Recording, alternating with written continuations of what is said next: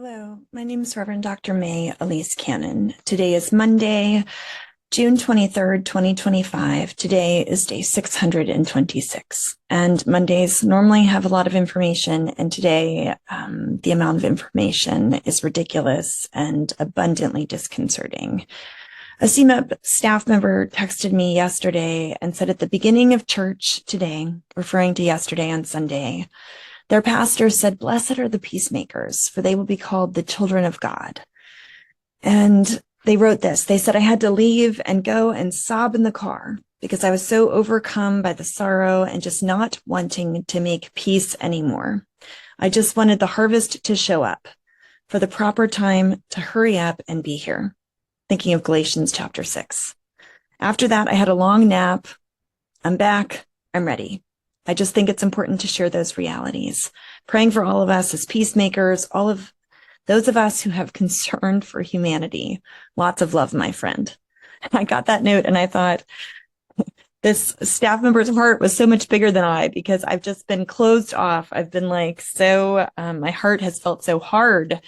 And then today we started a staff meeting, and it was a strategic meeting, and there's all these details that are just not falling into place. And I've been so frustrated. We're organizing these national leaders, and the staff person said, "Peace be upon our enemies." And I said, "What? Like, what did you just say?" And I asked for clarification. I thought I heard them incorrectly. And I'm not sure if that's exactly how they put it, but it was something about making peace with our enemies. And I didn't start that meeting with my heart in that place at all. Far from it. Far from it. And it made me think of the words of Jesus, Matthew chapter 5, his Sermon on the Mount, verses 43 to 45. "You've heard it said, love your neighbor and hate your enemy. But I tell you, love your enemies and pray for those who persecute you." Honestly, I don't do that. I don't pray for those who make me angry. I don't pray for Hamas or the Israeli military or Netanyahu or those who consider me their enemy. Jesus said, "You've heard it said, love your neighbor and hate your enemy." But Jesus said, "Love your enemies and pray for those who persecute you, that you may be called the children of your Father in heaven." So I just feel convicted about that. And might we keep those words in mind as you hear this abundant, horrific news coming from the Middle East, as there are wars, as we're making wars, as we're dropping bombs. So I'm sure you heard over the weekend, early on Sunday morning in the Middle East, the U.S. dropped numerous bunker buster bombs on Iranian nuclear sites. Last week, we heard President Trump say it would be 2 weeks, or roughly that was the amount of time he was going to take to make his decision. That was subterfuge, I think is the word. We're learning now that that was a deliberate deception. He'd already made his decision before he even left the G7 meetings. He said that he wasn't leaving just because of a ceasefire, but that he was leaving for something, quote, much bigger. Stay tuned. Well, that happened yesterday. According to the New York Times, inside the Pentagon and U.S. Central Command, military planners were worried that those comments Trump was making about the bigger thing, stay tuned, that he was giving Iran too much warning, and that they would have news that there would be an impending strike. So the Pentagon actually worked up their own ruse. So all that news that we heard about the fleets of B-2 bombers that left Missouri, one flew east. And I kept thinking, why are they flying to Guam? I don't know if you remember that. I reported on it. I gave an update on it. That was also subterfuge. So one flew west and one flew east. And the one flight tracker spotted the westward planes, which offered some idea of a pending attack. Those were a decoy. The eastbound planes that flew across the Atlantic were actually undetected. They joined fighter jets. They flew into Iranian airspace, and those were the ones that dropped the attack. That was at 2 a.m. yesterday on Sunday. The lead bomber dropped 2 bunker bombs on Fordo site. I've read all kinds of different reports about the number of bunker bombs that were dropped where. Those are the 30,000-pound bombs. 14 bombs in total, it was reported, were dropped. A few other key pieces of news. The U.S. does not plan to send ground troops into Iran. Praise be to God. There's no interest in engaging in protracted conflict. Also, praise be to God. That's according to Vice President Vance. Rubio, the Secretary of State, echoed that sentiment, saying there's no plans for further attacks unless they being Iran, mess around and attack Americans or U.S. military sites. I have updates about that. U.S. military and intelligence officers reported that they detected signs that Iranian-backed militias were ready to attack U.S. bases in Iraq, possibly Syria, in retaliation for U.S. strikes. Iraqi officials are working hard to prevent militia action. Trump and Turkish President Erdogan quietly worked to organize a meeting between top U.S. and Iranian officials in Istanbul this week, but the effort collapsed when Ayatollah Ali Khamenei, who's in hiding for fear of assassination attempts by Israel, could not be contacted to approve it. In the days before Trump gave the final order for the attack on the Iranian nuclear sites, Iran sent private messages to him saying Tehran would respond to such a move by unleashing terrorist attacks on U.S. soil through sleeper cells that are operating inside of the U.S. Meanwhile, a memo sent Saturday from the U.S. Customs Agency said that the threat of sleeper cells or sympathizers acting on their own or at the behest of Iran has never been higher. That's really, really important for people to hear, particularly as we're going into the 4th of July. Trump yesterday floated the possibility of a leadership change in Iran, hours after Defense Secretary Pete Hegseth said that the mission was not, and has not been about regime change. So Trump floated the possibility, and then Hegseth said that that's not what it's about. Iranian nuclear sites did sustain severe damage in a U.S. strike, according to the Pentagon.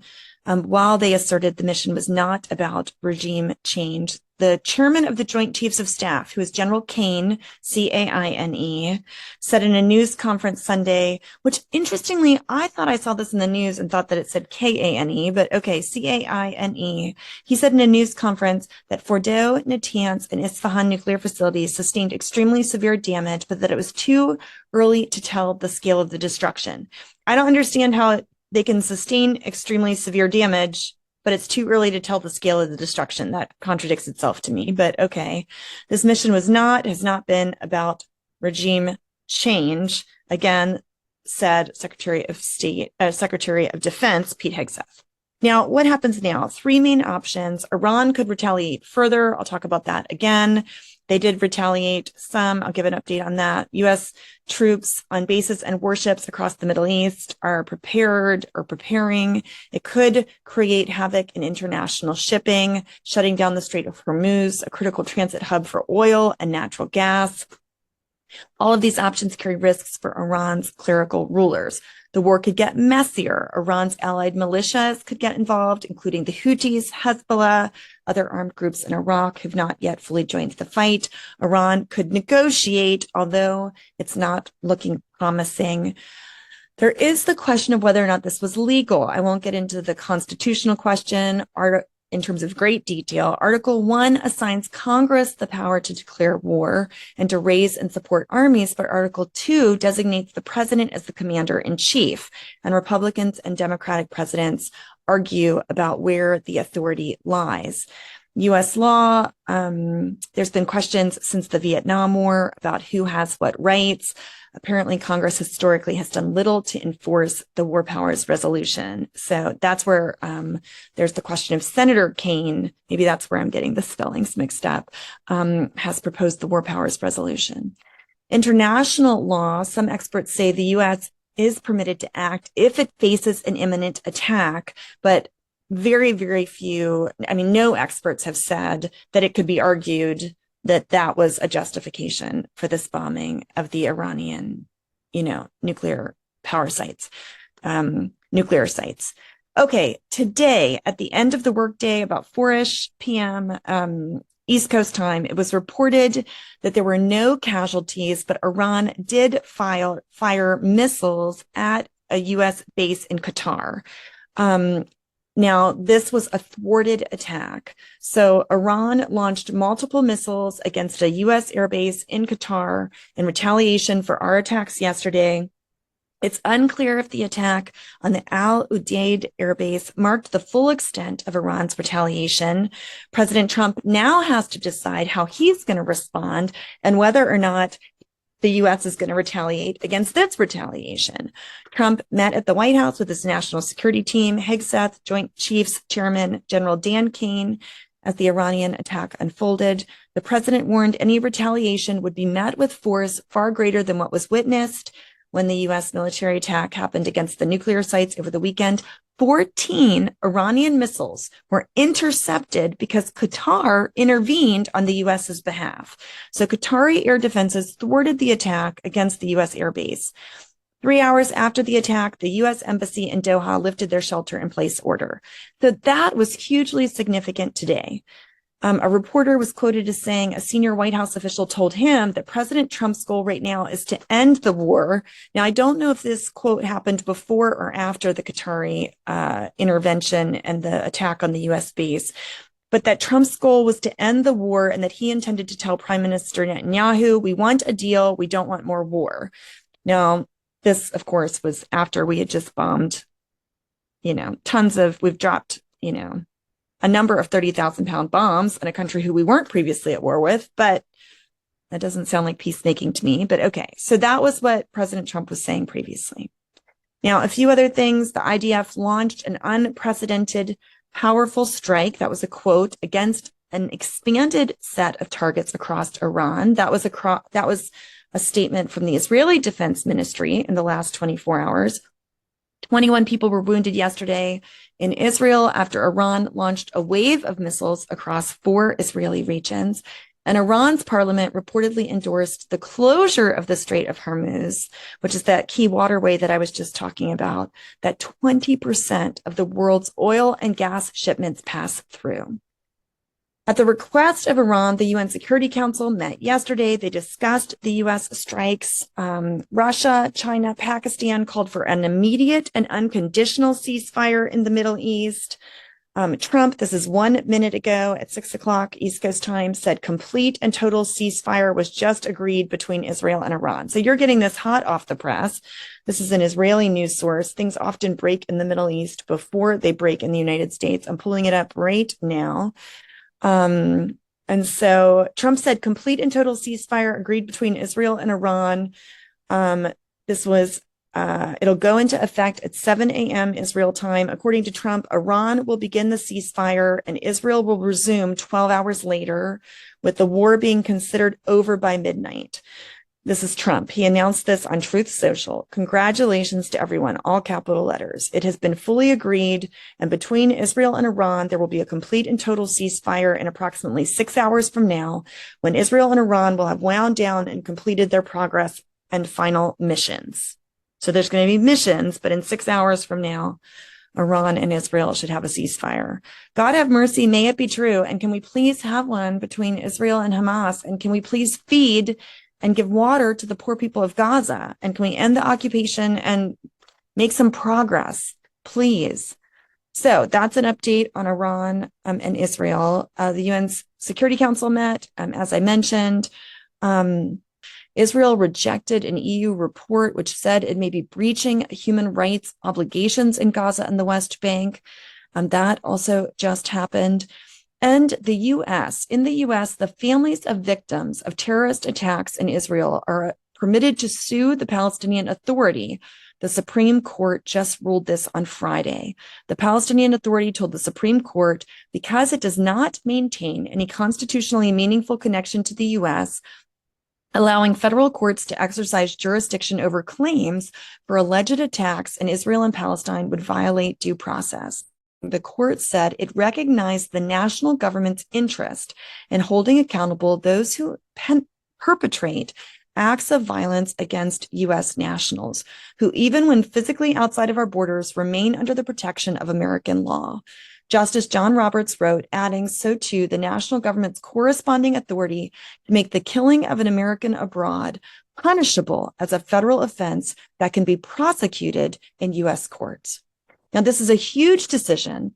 Now, what I want to know is a Palestinian citizen of the United States who is killed by an Israeli protected by the same rights. So Shireen Abu Akleh, who's killed, shot by an Israeli soldier, then able to be sued in a U.S. court.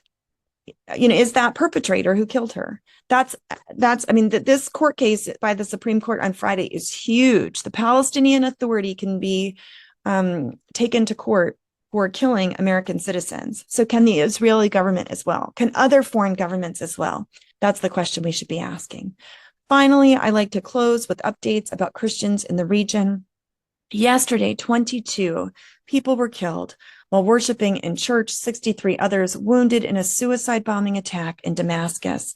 I gave an update about this yesterday. Today, Churches for Middle East Peace put out a statement. CMEP calls for the protection of Syrian Christian communities following the suicide attack of the Prophet Elias Church, the Church of the Prophet Elias in Damascus. We mourn the devastating suicide bombing that took place. We stand in deep solidarity with the church. We call for equal rights, the protection of all minority groups in Syria. Also, the Tent of Nations gave an update over the weekend. Their motto, as we began talking about Jesus's call to love our enemies, the motto of the Tent of Nations is we refuse to be enemies. They sent a note to their friends talking about how they're surrounded by settlements, locked gates, flying checkpoints, daily restrictions that are trying to suffocate our hope. It feels at times like we're in an open-air prison, and yet the Apostle Paul, who wrote the letters of strength and encouragement from his prison cell, we too lift our voices to empower others even from this place of hardship. We believe that even when we are physically confined, our spirit cannot be imprisoned. The Tent of Nations continues to inspire and empower people through our steadfast commitment to nonviolence, creativity, and faith. Our farm is a living testimony. We continue to cultivate the soil, plant seeds of hope in dry and difficult ground to prepare the long path for justice. This struggle is not just our story, but a message of resilience for anyone feeling overwhelmed by injustice. Your active solidarity gives us strength, and together we're a part of a movement that proclaims hope in the face of despair. Let us continue to walk together, sowing love where there is hatred, faith where there is doubt, hope where there is despair. Thank you for accompanying us on this very long journey for justice with hope, love, and faith. In the name of Christ, amen.